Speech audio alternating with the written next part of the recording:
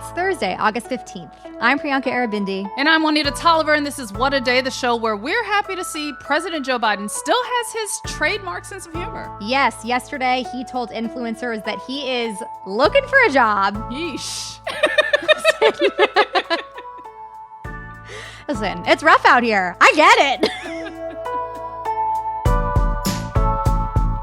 On today's show, ceasefire talks resume in Qatar today, plus a massive body of water is found on Mars. But first, Minnesota Representative Ilhan Omar easily won her primary race on Tuesday. She faced the same opponent she did 2 years ago, former Minneapolis City Council member Don Samuels. In 2022, Omar barely beat him by around 2,500 votes. But this year, it wasn't even close. She won by more than 13 points or 15,000 votes. Wow. And it means she's all but guaranteed to keep her seat in Congress for another term in a safe Democratic district. Here she is giving her victory speech Tuesday night. We run the politics of joy. That's right. Because we know it is joyful to fight for your neighbors. We know it is joyful to make sure everybody has access to health care. We know it is joyful to make sure housing is a human right. We know it is joyful to want to live in a peaceful and equitable world. Yes, I love this sentiment. It is something that I feel like we're seeing kind of throughout Democratic politics in this moment. Oh, 100%. And so 100% true. Joy and being kind of the joyful warrior is very motivating and exciting. Omar was the final member of the group of progressive lawmakers collectively known as the Squad to face a primary this year, while she and others like New York's Alexandria Ocasio-Cortez and Michigan's Rashida Tlaib sailed to victory. Two of their fellow progressives lost their primary, New York's Jamaal Bowman and Missouri's Cori Bush. Both lost amid massive spending against them by pro-Israel groups, mainly the American Israeli Public Affairs Committee, or AIPAC. That's right. Their super PAC United Democracy Project set out to unseat Bush and Bowman because of their vocal criticism of Israel and its war against Hamas in Gaza.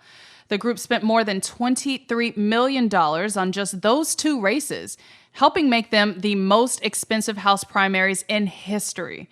But like Bush and Bowman, Omar is also a very vocal critic of American support for Israel and the war in Gaza. And yet, AIPAC did not get involved in her primary race. It also didn't get involved in Tlaib or AOC's races.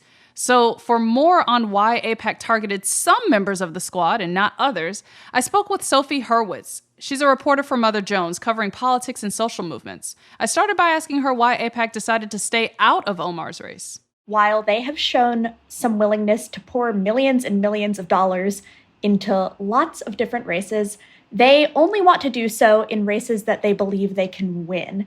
And I don't think that they saw themselves as having much of a chance against Ilhan Omar.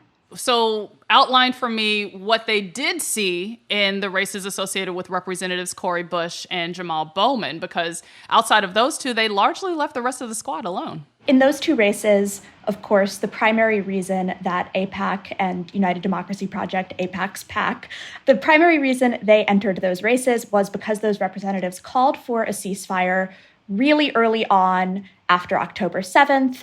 So did Ilhan Omar, but there were a few differences. For example, in Jamaal Bowman's race, that district had recently been redistricted, giving them a slightly more conservative electorate to work with. In Cori Bush's race, they had Wesley Bell as their candidate, somebody who was established, who had community connections, who they really thought could indeed unseat her. And in Ilhan Omar's case, for one thing, she's known for having a really airtight, really aggressive fundraising operation. And for another, she's known for having really strong constituent services. I think that second point is something that AIPAC attacked Cori Bush on in particular, this idea that she was not responsive to her constituents enough, and they really couldn't find a way in on Omar on that front. And to be clear, AIPAC and pro-Israel groups spent the kind of money against Bowman and Bush that any candidate would struggle to fight back against, a combined $25 million, and $23 million of that was from AIPAC alone, according to Open Secrets. That said, how were Bowman and Bush more vulnerable to the attacks in ways that Omar or Michigan Representative Rashida Tlaib weren't? There were a couple of factors behind that. One of them is the constituent services thing I kind of mentioned. Another thing is that they all, including Ilhan Omar, to be clear, voted against the infrastructure bill. This was, at the time, a protest vote intended to later gain some of the provisions that were in Build Back Better, such as funding for better childcare, funding for green infrastructure. However, it's really, really hard to fit that into like a 30-second political ad. The idea of voting against a bill because it's not good enough as opposed to voting against a bill because it's bad, that is something that the United Democracy Project in Cori Bush's district and in Jamaal Bowman's district, those ads were hammering really hard. They were saying they didn't vote with Joe Biden. So by the time Ilhan Omar reached her primary, for one thing, Joe Biden was no longer the Democratic nominee. This was true in Cori Bush's case, but it had happened very, very recently. And I think that has made a difference. The fact that the whole idea of, they didn't work with the president, they can't be expected to be good Democratic team players, that hasn't worked as well on Ilhan Omar. So for other progressive lawmakers in Congress and vocal critics of Israel's war in Gaza, how are they looking at these two races with Cori Bush and Jamaal Bowman and what it could mean for them in the future? They're seeing this as a real manifestation of exactly what big money post-Citizens United politics can do. The calculus that progressive lawmakers have to make when deciding, are they going to speak out on the war on Gaza or not, is likely going to shift. Now, that doesn't mean that everyone's just going to go silent on this and think, I have to shut up because there is this massive amount of money that can be lobbied against me if I don't. I don't think that's going to happen, but I think that they would be foolish not to take that into consideration, right? That is a big shift. Like, I'm thinking in Cori Bush's 2022 campaign, for example. Her opponent back then campaigned on many of the same issues as Wesley Bell successfully campaigned on earlier this month, but the difference is he didn't have that money.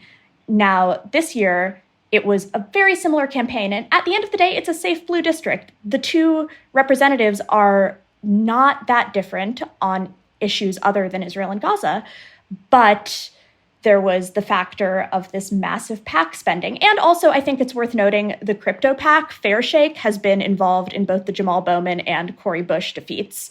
So it's not just like exclusively an Israel lobby thing. It's more just this is what unfettered PAC spending can do. And Vermont Senator Bernie Sanders kind of iterated some of the points you just brought up. He was quoted in a Politico article about this election saying he thinks, quote, AIPAC smells success, and that he worries it may try to replicate the strategy against other high-profile yet vulnerable progressives in the future. Do progressives have a way to counter this type of fundraising and spending in their primary elections? I know there have been a few different efforts. Like, there are some people talking about trying to create another super PAC that can basically just throw money in the opposite direction.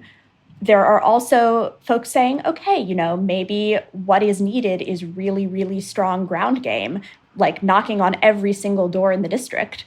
I don't know what the answer to this is. I'm not sure, frankly, that progressives have yet figured out what the perfect way to counter PACs like AIPAC and like Fair Shake is, but I do know that clearly it's not like elections can, in fact, be bought all of the time. Ilhan Omar won. These are not undefeatable forces. They're just people with money. At the end of the day, it's very concrete. And I think that's something that people would do well to remember.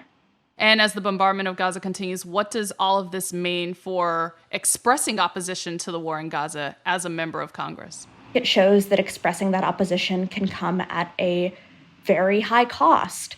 Of course, I know that those folks who are calling for a ceasefire, what they would say is, well, the cost of expressing opposition is still low compared to the cost of folks in Gaza losing their lives, right?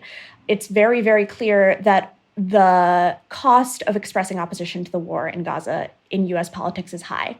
I do think that it's shifting, though. For example, during Netanyahu's recent speech to Congress, about 100 lawmakers didn't show up. And that is a significantly higher number than it was when he last spoke in Congress. And I think that matters.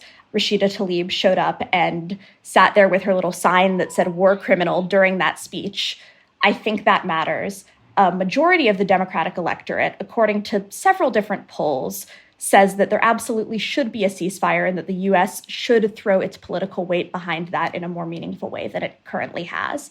So when progressives are kind of weighing, is it even worth taking an anti-war stance? Yes, there's 40,000 people dead, but is it worth it? I think that when they're weighing that calculus, they can also consider that it's clear that there are large portions of the American electorate that want to see this end. That was my conversation with Sophie Hurwitz, reporter for Mother Jones. We'll get to some headlines in just a moment, but if you like our show, please make sure to subscribe and share it with your friends. We'll be right back after some ads.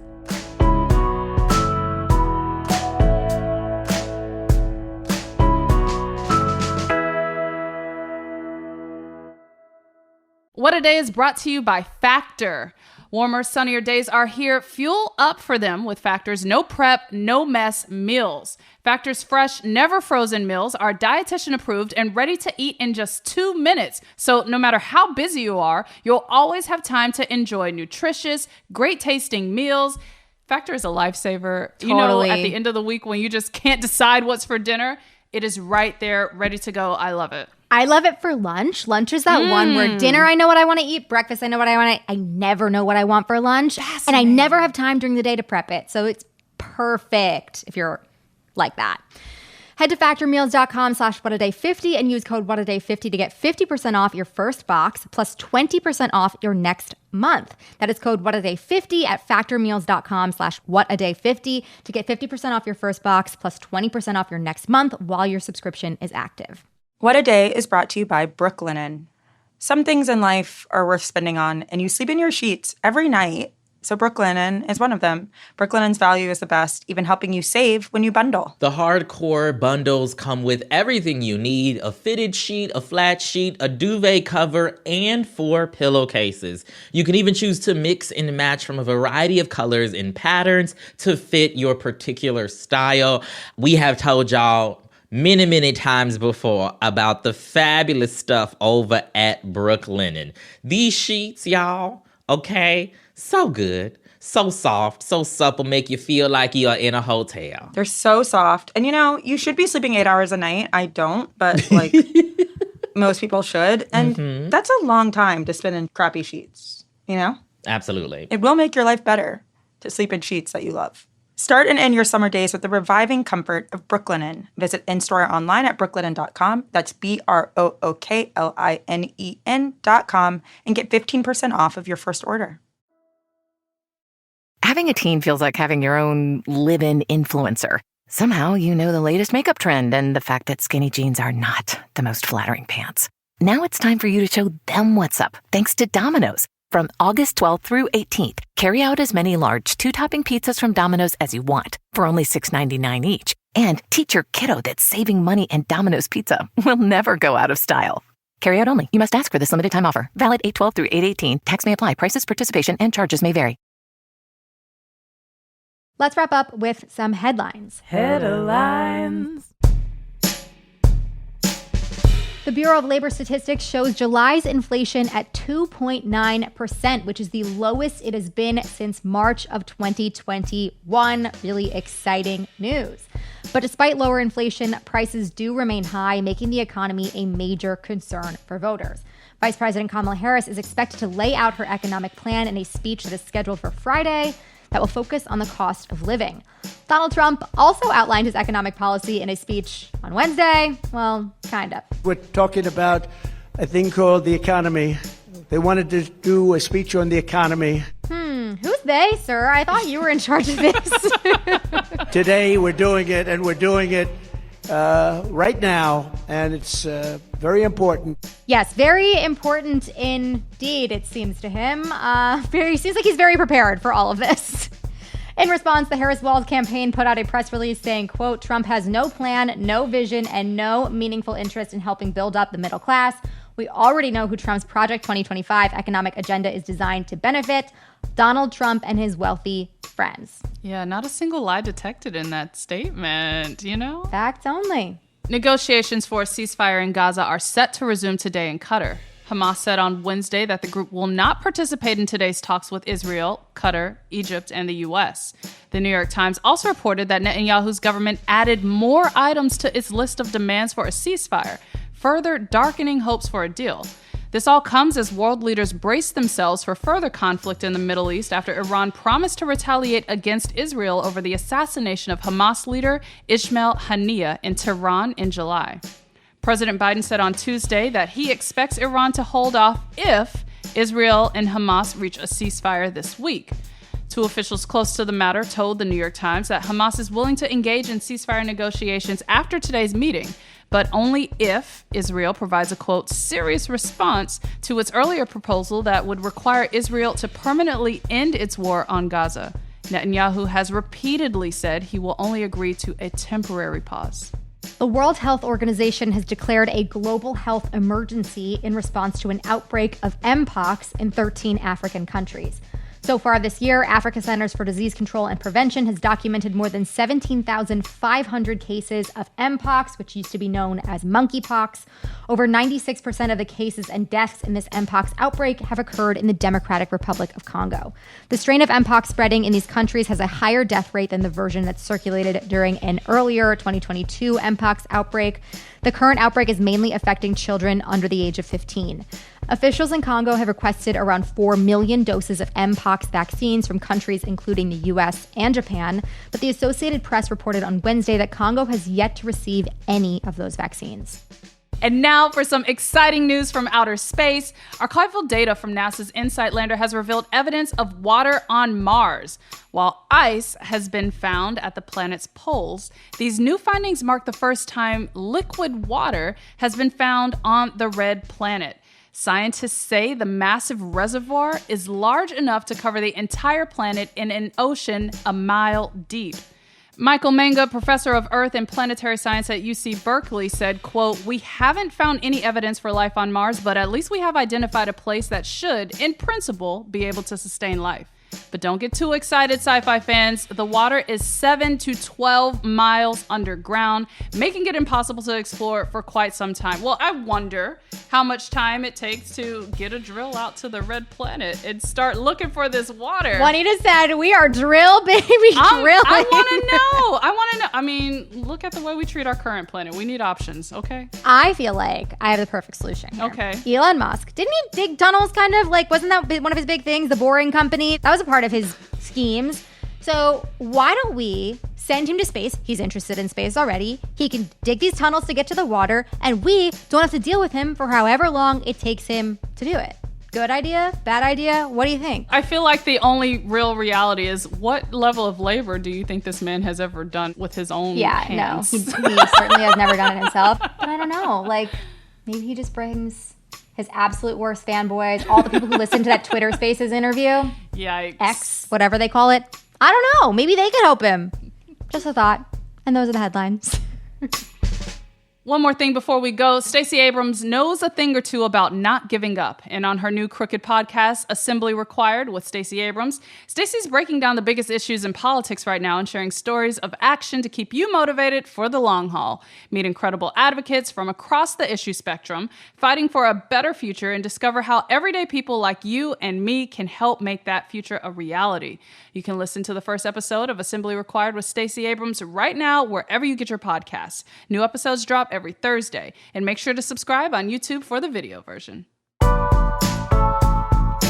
That is all for today. If you like the show, make sure you subscribe, leave a review, congratulate Representative Ilhan Omar on her big win, and tell your friends to listen. And if you're into reading and not just those sweet, sweet inflation numbers like me, What a Day is also a nightly newsletter. Check it out and subscribe at crooked.com/subscribe. I'm Juanita Tolliver. I'm Priyanka Arabindi. And someone update Joe Biden's LinkedIn. You know, help him out with that. He is #open to work. I do appreciate how all the influencers in the room had their phones recording every bit of this interaction. Like, they were here for the content. Listen, I would be too. Like, I'd want to remember that if I met the president.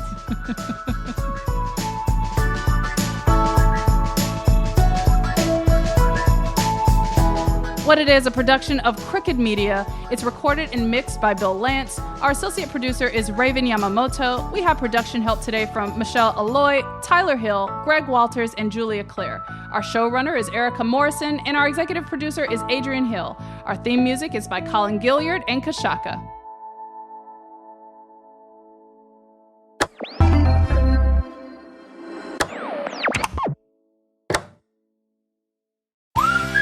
The best things in life never change. They just get better, like Hardee's Original Bag, just $5.99. Loaded with fries, a drink, and 2 full-size favorites. A juicy charbroiled double cheeseburger, melty hot ham and cheese sandwich, or crispy hand-breaded chicken tender wrap. Choose any 2 plus fries and a drink, all only $5.99. Hardee's Original Bag, loaded with handcrafted goodness. It's the greatest meal deal for your buck. Available for a limited time at participating restaurants. Shopify is the global commerce platform that helps you sell at every stage of your business. With the internet's best converting checkout, 36% better on average compared to other leading commerce platforms, Shopify helps you turn browsers into buyers. In fact, Shopify powers 10% of all e-commerce in the U.S. Sign up for a $1 per month trial period at shopify.com/podcastfree. All lowercase, shopify.com/podcastfree, shopify.com/podcastfree.